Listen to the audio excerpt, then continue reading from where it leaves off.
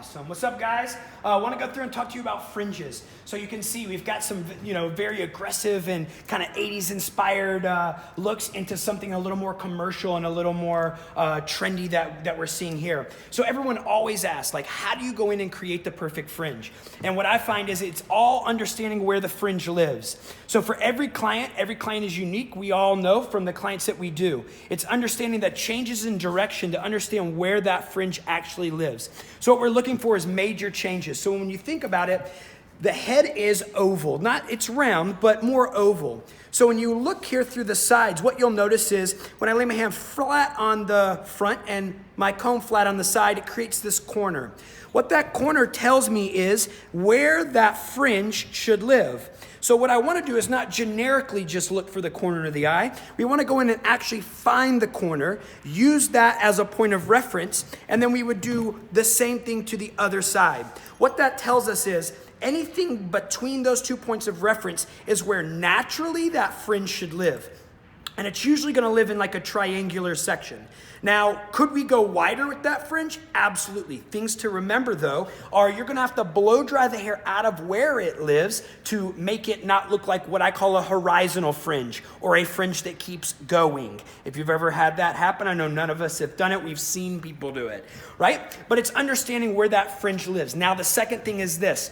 Most of us would take that triangular section, we would pick it up and we would gather it in through our hands, and then we would cut it. What you'll notice here on this fringe is it's a little longer to the center if we were to gather and a little shorter to the outside. Think about it like this. If we gather that fringe to the center and cut it, when we release that fringe, the sides have been over-directed, meaning brought from where they live. Therefore, they're going to become exactly longer. So now that fringe will sit a little more curved. If I'm looking for a straighter, fuller fringe, as you notice in through these guys here, what we're going to do is we want to cut inside of that triangle in 2 sections. So what we would actually do is go from center to the corner, and we would go in and cut that section here, as you can see from that line, and then we would Missy Elliott it, flip it and reverse it to the other side and do the same thing. What that will allow us to do is create a fringe now because we're cutting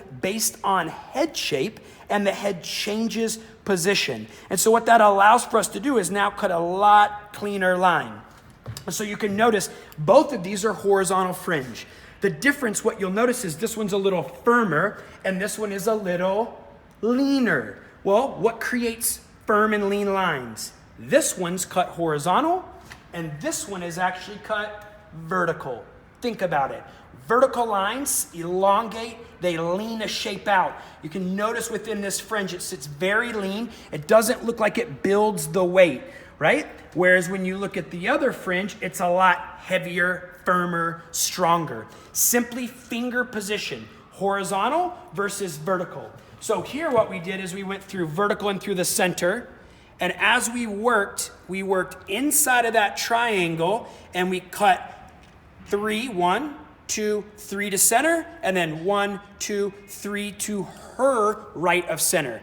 And using that guide, that vertical section, as you can see in through our visual here, what that allowed us to do is create a little texture or graduation to the top of that fringe. So if you're looking to create that awesome kind of 70s inspired kind of PC fringe, change from your habit of cutting fringe horizontally, move into a vertical finger position fringe. And what that'll allow you to do is make a nice lean fringe, therefore it doesn't get too wide or too strong. Compared to something, if you're looking for width and strength, stay within that horizontal. But also, hot tip to remember, 2 sections to cut that fringe. Because as you can see, when we lay that comb in, that's where it actually lives. That's where it actually lives. We go to the middle, it's a great curve fringe.